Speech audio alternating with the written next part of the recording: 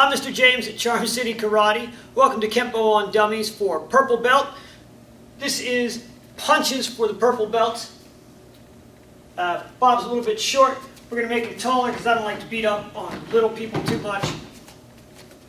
So we have 4 punches for this level. Again, punches are generally strikes with the first 2 knuckles. First one is a vertical back knuckle. What that means is the knuckles are oriented vertically. The back knuckle means you're going to hit with the backs of these 2 knuckles. Be careful when you do a back knuckle. A lot of times when you see them in movies and bad martial arts, they will hit with the entire back side of the hand. Remember that the head is made up of pretty much one large bone. The skull fuses together into a giant bone whose job is to protect your brain.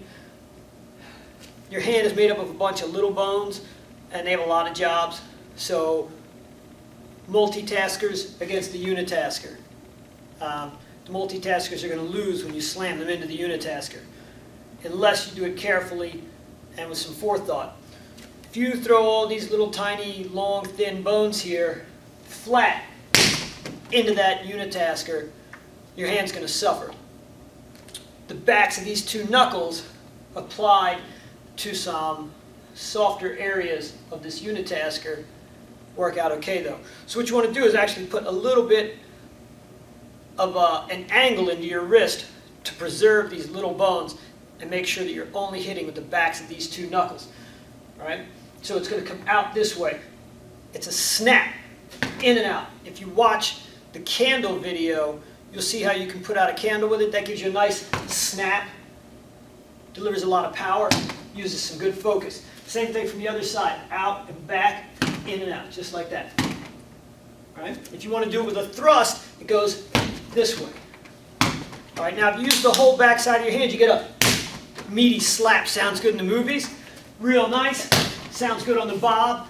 The problem is, the bob here, this awesome body opponent bag from Century, is made out of rubber or some sort of proprietary material. Won't break my hand. People made out of skull and bone and stuff that will break my hand. So I don't want that meaty smack. I want a nice kind of a thud. And again, if you remember from our heavy bag video, when you hit, you want that kind of bounce move to the bob. You don't want a wiggle, you want that bounce. All right, so your back knuckle snap, in and out. All right. Your next strike is the back knuckle thrust, and like I said, kind of dig into it a little, just like when you throw a thrust kick. You want to stick it a little. Still hitting with the backs of those 2 knuckles, not the whole flat of your hand. If you practice this for a while, you should see the backs of these 2 knuckles are red. You don't want to see the whole back of your hand is red. Mine is, because I was showing you the wrong way to do it too, but you don't want to see that. Okay? Alright, so your next strike, your next punch for this is an uppercut. Unlike a video game that was very famous and very popular when I was a kid, your uppercut is not going to hit this guy in the chin unless you get him bent over, and you're not going to spin around and jump up in the air with it. Uppercuts are generally meant to hit a guy in the floating ribs of the solar plexus or even in the stomach. The key to throwing a good uppercut is to use your legs. You want to dip down a little bit and lift with your body. Your hand and your knuckles are there to deliver the blow. Your arm is not powering this thing. Think about the power difference between your legs and your arms. All right? So what you want to do, your knuckles are going to point up and in towards him. You're going to dip with your legs. Don't bend at the waist. This is bad. This is good. It's almost like going, well, not almost. It's exactly like.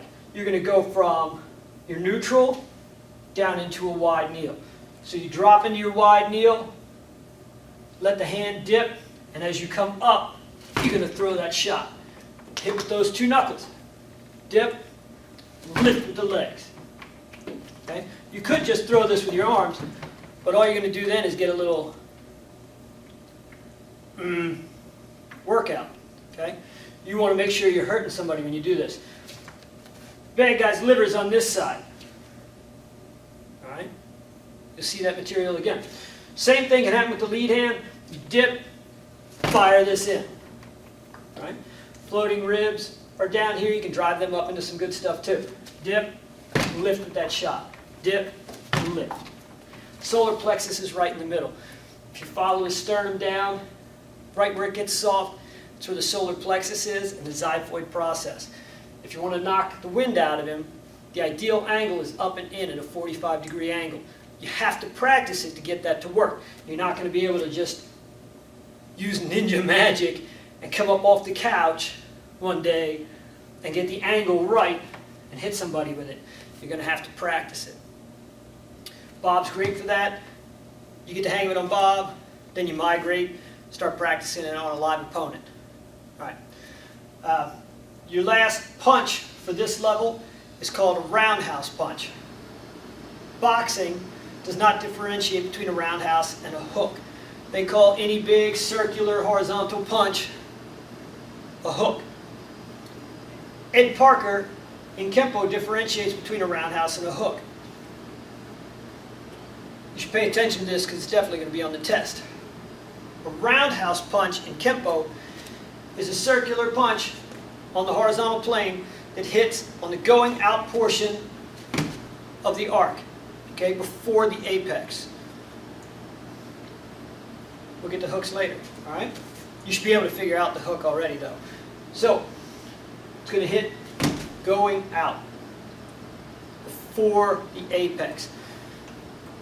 What that means is it's not a real good punch for in close. So you're going to step, bring this out on the circle. All right? Make sure you get your hips into it, your body weight. You can throw it to the head, you can throw it to the body. You want to make sure that you use your backup mass, your torque. Think about when you're hitting the Bob, what are you hitting? If you start throwing shots into his pecs, you're not going to hurt anybody. All right? Think about your targeting. You got liver, floating ribs, pancreas, all kinds of good targets in the head. I personally do not recommend punching people in the head, but it's kind of fun with the Bob. You got the bladder down here, that's a good target. All right, so there's your 4 basic punches for purple belt.